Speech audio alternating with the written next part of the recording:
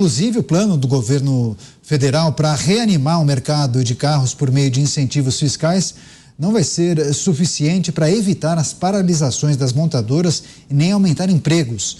A estimativa da Associação Nacional dos Fabricantes de Veículos Automotores estimou ainda que os descontos da gestão petista não devem durar muito mais do que um mês. Mesmo após o anúncio de descontos patrocinados pelo governo, as montadoras Hyundai, Renault, Chevrolet e Volkswagen já começaram ou vão interromper a produção de veículos ou suspender funcionários. Cristiano Beraldo, o que essa notícia sinaliza? O programa está muito aquém daquilo que o setor automotivo precisava? Neto, sinaliza que tem algo muito estranho com essa história, porque, veja, tanta coisa errada, tantos setores pedindo socorro, e aí vem o governo, numa proposta atrapalhada, diz que, olha, vamos colocar aqui 1,5 bilhão para comprar carro popular acima de 60 mil reais. Aí depois tem uma reação, fala, não, então vamos dividir, vai ser para caminhão, carro popular, ônibus, mas aí você faz a conta, ano passado foram vendidos no Brasil quase 2 milhões de automóveis. Se você pegar o valor que o governo separou para dar de incentivo à indústria, você está falando num número que vai ter um impacto mínimo. Estamos falando aí entre 5% e 10%.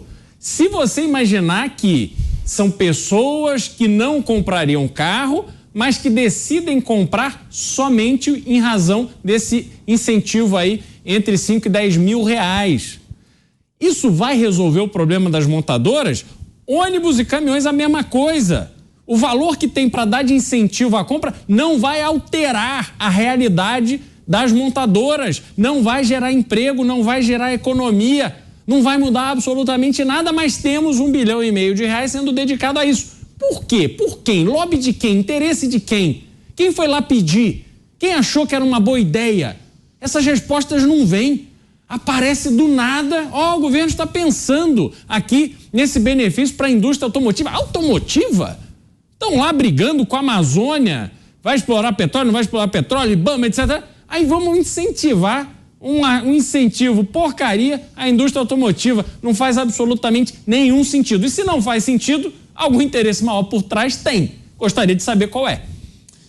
Tá certo. Agora quero também repercutir essa notícia com o Cláudio Dantas em Brasília. Dantas, há muitas críticas, inclusive de economistas, dizendo que esse programa não teria muito sentido se não tivesse sido lançado justamente em um momento em que a taxa de juros está mais baixa, porque mesmo assim, como disse o Beraldo, são valores altos, né? Quem é que pode comprar um carro à vista? Então, essas pessoas muito provavelmente irão contratar um financiamento. E aí, quem é que vai ganhar dinheiro? Os bancos. Ô Daniel, a pergunta que se faz é por que o carro no Brasil é tão caro? É o que o consumidor quer saber. Você vai na Argentina, o carro custa metade do preço. Por que é tão caro? E olha que as montadoras, elas já têm aí 20 bi de isenção de impostos. Então, assim, que é esse setor que está lá gerando 420 mil empregos, cada vez mais automatizado? Nós já vimos, desde a redemocratização, inúmeros programas muito mais consistentes do que esse do Lula. Fernando Henrique, a Inovar Alto, o próprio Lula fez, descentralização, aí espalhou benefício fiscal para as montadoras se instalarem em diversos estados, e aí sempre tem, né, aquelas conversas ali, aquelas negociações com o governador, com o presidente, com o ministro, com o empresário, e aí tem o jogo político, o jogo eleitoral. O fato é o seguinte, este pacote não serve para nada, esse pacote não serve para nada. O Lula deu uma mancada, se antecipou, precisava colocar uma agenda positiva em campo, porque estava, né, tomando crítica toda semana, todo dia, porque é um governo que não tem planejamento, não tem plano, não tem rota, não tem rumo, não sabe para onde vai, não sabe onde quer chegar, ou pelo menos nós não sabemos onde quer chegar. O presidente quer mais saber de viajar. Então, assim, ele precisa de uma agenda positiva, tanto é que agora está lá no Nordeste, falando, estamos aqui relançando farmácia popular, relançando Bolsa Família, relançando Minha Casa Minha Vida. Não tem nada de novo. E olha, os gestores públicos precisam ser cada vez mais criativos, porque o cenário, ele é absolutamente desafiador. Você conseguir gerir uma cidade já é complicado. Imagina um país com todo o problema geopolítico, com todas essas relações, com guerra, com a economia, as economias interdependentes, você precisando gerar emprego, resolver questões básicas do saneamento, da educação, da saúde. Um país que sofre uma explosão populacional. Quando você vai para as margens, é um negócio assim imparável.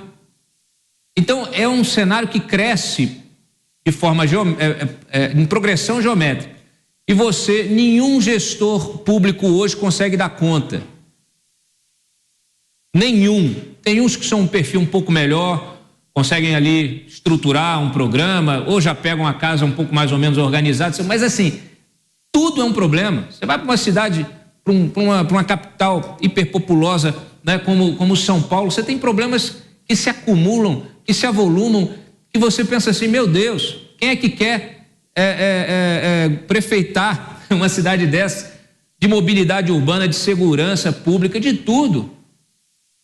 Rio de Janeiro, Belo Horizonte. Então, o que a gente vê é a saída mais fácil.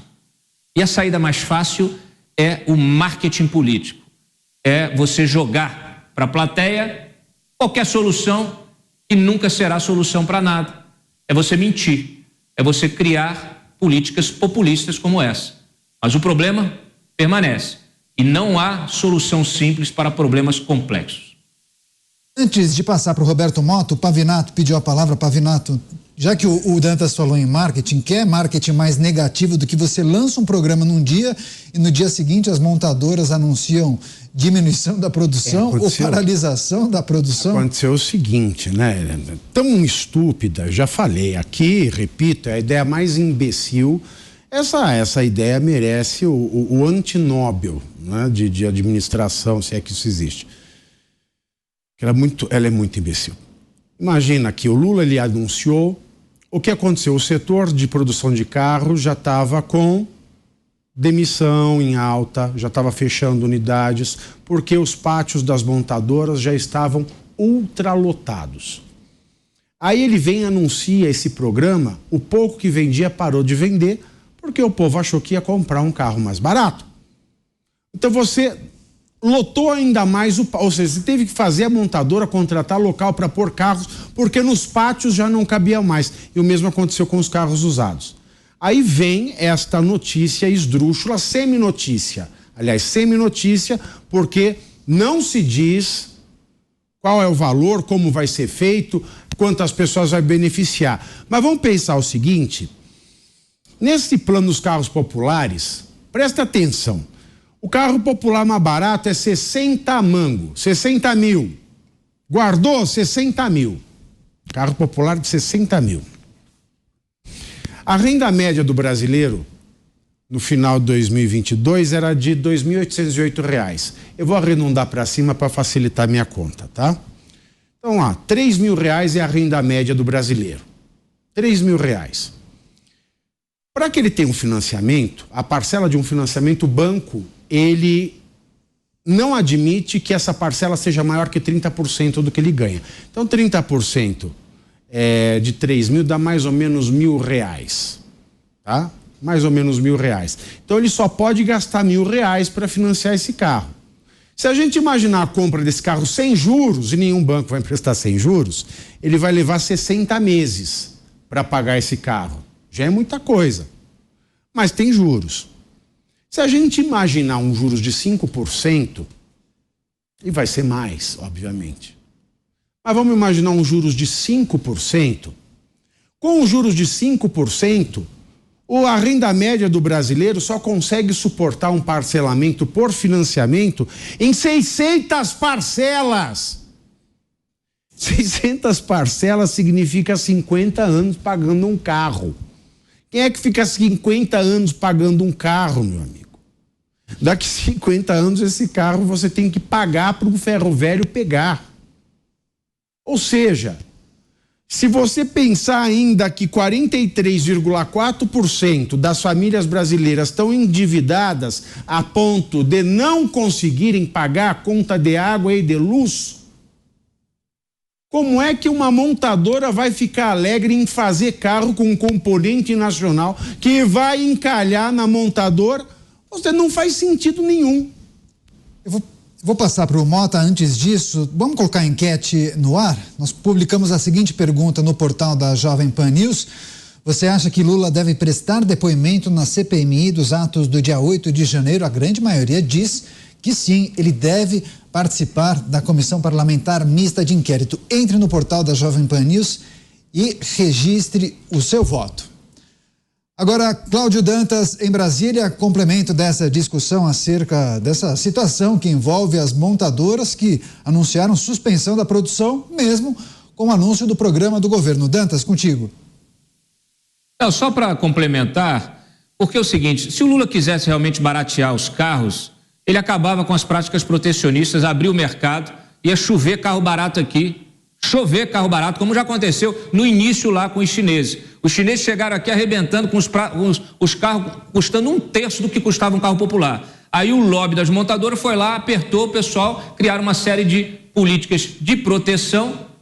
E aí, meu amigo, sem concorrência, acabou. Você coloca o preço que quer e o sujeito paga ou não paga. O brasileiro, infelizmente, gosta de pagar caro, porque se não gostasse, simplesmente parava de comprar. Pois é, agora, Mota, essa suspensão que nós noticiamos aqui sugere justamente que não houve nenhum tipo de conversa entre as montadoras e o governo federal. O governo não se preocupou em saber exatamente quais eram as demandas do setor, né? É pouco provável que tenha se preocupado, Daniel. Eu queria só responder aqui a uma dúvida do Pavinato. Pavinato, existe sim um prêmio anti-Nobel. É o prêmio Ig Nobel. Ele é dado todo ano para as pesquisas mais idiotas e sem sentido da humanidade. Só aqui como referência, o prêmio do Ig Nobel de Biologia em 2022, ele foi dividido entre Brasil e Colômbia. Foi um estudo sobre a influência da prisão de ventre nas possibilidades de acasalamento dos escorpiões. Então, fica aí o registro. A gente pode sugerir esse prêmio aqui para o governo brasileiro. O mercado é uma coisa muito complexa. Isso já foi explicado por Adam Smith no seu livro A Riqueza das Nações, que é um livro de 1776. Já foi explicado também por vários outros economistas, como Milton Friedman, Ludwig von Mises, Friedrich von Hayek e o meu guru Thomas Sowell, economistas que eu duvido que alguém desse governo tenha lido. O que esses economistas disseram é uma coisa muito simples. O mercado é formado pelas decisões independentes de milhões de pessoas. Funciona assim: eu resolvo comprar uma coisa. Alguém, em algum lugar do planeta, resolve vender aquilo que eu quero comprar. E através desse encontro de vendedores e compradores, surge uma coisa chamada preço, né? Quem determina o preço de alguma coisa é o mercado. É esse equilíbrio entre a oferta, ou seja, a quantidade de pessoas vendendo determinado produto, e do outro lado a demanda, ou seja, a quantidade de pessoas que quer comprar aquele produto. É assim que funciona o mercado. Toda vez que o governo teima em interferir no mercado, o resultado é ruim. Isso nunca deu certo em lugar nenhum. A interferência do governo no mercado só piora a situação. Se o governo quisesse realmente estimular a produção e a venda de carros, se o governo quisesse realmente estimular a economia, ele seguiria a única receita que funciona. Ela se chama liberdade econômica, menos leis, menos regulamentação, menos impostos e um governo enxuto que gaste pouco. Tudo ao contrário do que o governo está fazendo.